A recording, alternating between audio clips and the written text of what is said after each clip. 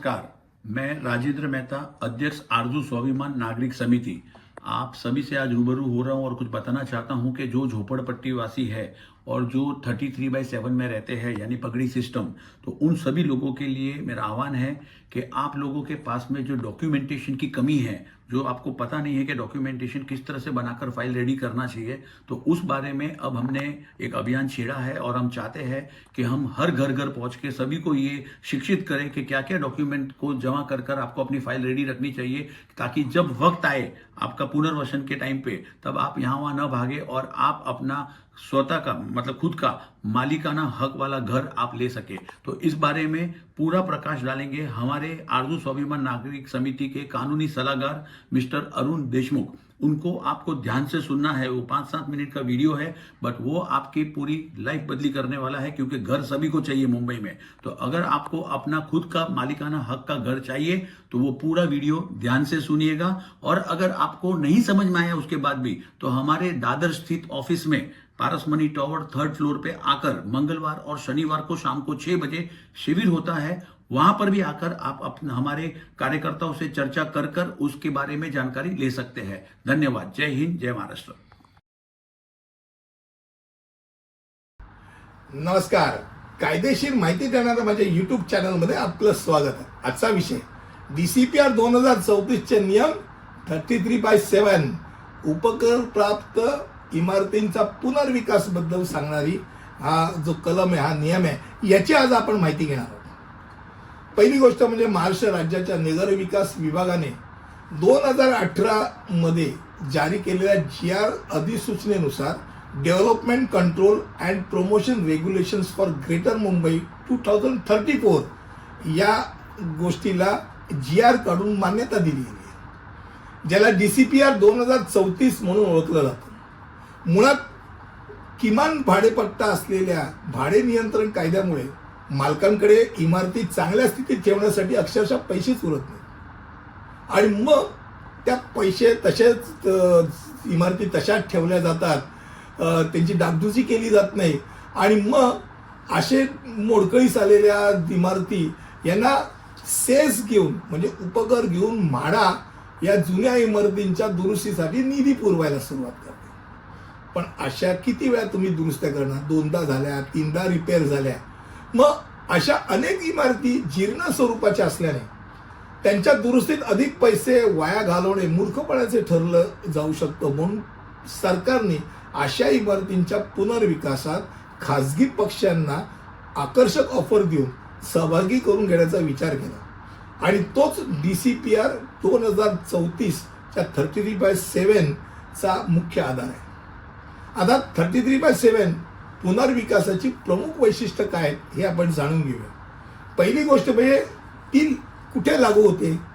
साधारणतः 33/7 प्रामुख्याने मुंबई शहरात म्हणजे उपनगर, मुंबई शहरात उपकर प्राप्त इमारती ज्या आहेत, ज्या जुन्या इमारती आहेत, त्याचबरोबर जुन्या महानगरपालिका पोलीस इमारती आहेत, ज्यांचे वास्तव जी इमारत 1969च्या अगोदरची असेल त्या संरक्षणासाठी आहे। क्रमांक 2 FSI आणि प्रोत्साहन यात आहे। एकूण भूखंड क्षेत्रफळावर 3 FSI किंवा पुनर्वसन FSI प्लस 50% प्रोत्साहनात्पर FSI यात दिलं जातं। त्याचबरोबर संयुक्त अगर पुनर्विकास केला म्हणजे विकासकांनी उपकर प्राप्त इमारतींचे 2-3 भूखंड एकत्र केले आणि जर त्यांचा संयुक्तपणे पुनर्विकास केला तर प्रोत्साहनचा FSI 50 वरून 60% पर्यंत वाढतो। आता हे कसं होतं? तर पहिली गोष्ट म्हणजे यामध्ये साधारणतः 50%हून अधिक म्हणजे 51% भाडेकरूंची सहमती लागते, कन्सेंट लागते। हे कन्सेंट ज्या वेळेला घेतली जाते त्यावरती बिल्डर निश्चित केला जातो, त्यानंतर बिल्डर म्हाडाला अप्रोच होते आणि मग म्हाडा त्या प्रत्येक जो तिथे राहतो त्या भाडेकरूचं घर आणि ती इमारतीतलं क्षेत्र प्रमाणित करायचा प्रयत्न। मग ते तर व्हिडिओ शूटिंग पण असते, 1-1 इंच मापलं जातं भाडेकरूकडे असलेलं क्षेत्र, खास करून त्याच्या घराच्या उंबरठ्यातील आतील जे क्षेत्र आहे ते सगळं मोजलं जातं आणि त्याचबरोबर त्याला त्याच्या मजल्यावरील कॉमन एरियासह प्रमाणित जेवढं गोष्टी असतील त्याच्या एकूण त्याच्या मजल्यावरती समजा 5 जण आहेत, 5 जणांमध्ये वेगवेगळ्या आकाराचे समजा घर असतील तर तुमच्या घराच्या आकारानुसार तुम्हाला तो प्रोपोर्शनॅलिटी ती कॉमन एरियातली जो गोष्ट सुद्धा तुम्हाला तुमच्या एरियात ऍड करून मिळते. आणि कॉमन एरिया कुठची, तर बाल्कनी आहे, पॅसेज आहे, शौचालय आहे किंवा पाण्याचा नळ असलेलं साधारणतः बाथरूमचं क्षेत्र आहे किंवा जिना, यात खुलं टेरेस हा मोजला जात नाही, लक्षात घ्या. या सगळ्या कॉमन एरिया ज्या आहे या सामायिक क्षेत्रफळचा तुमचा प्रोपोर्शनेटला भाग प्लस तुमचं घर प्रत्यक्ष हे एकूण तुमचं क्षेत्रफळ ठरतं तुमच्या घराचं, ज्यामध्ये 5% अधिशेष हे भाडेकरूला कायद्याने मिळतं ॲडिशनल. आणि त्यानंतर त्यावर परत बिल्डर प्लस 20% किंवा प्लस 35% पर्यंत अतिरिक्त फंजिबल क्षेत्रफळ देऊ शकतो. त्यामुळे भाडेकरूंचा या 33/7 मध्ये निश्चित असा फायदा होतो. पुनर्वसन तर होतच, प्लस जे घर मिळतं ते पूर्वी भाड्याचं होतं ते आता तुमचं ओनरशिपचं होतं. त्यामुळे साधारणतः ज्यांचं घर भाड्याची घरं साधारणतः बहुतांशी घरं 250 किंवा 300 स्क्वेअर फूटच्या आतलीच असतात, त्या वाढीव क्षेत्रफळ तर मिळतंच. 300-350 का जवळजवळ 650 पर्यंत पण जाऊ शकतं. कारण का तुमच्या वरील घटक जे मी म्हणालो कॉमन एरिया आणि फंजिबल हे सगळं ऍड केल्यानंतर तुम्हाला अतिरिक्त मोठं घर मिळतं.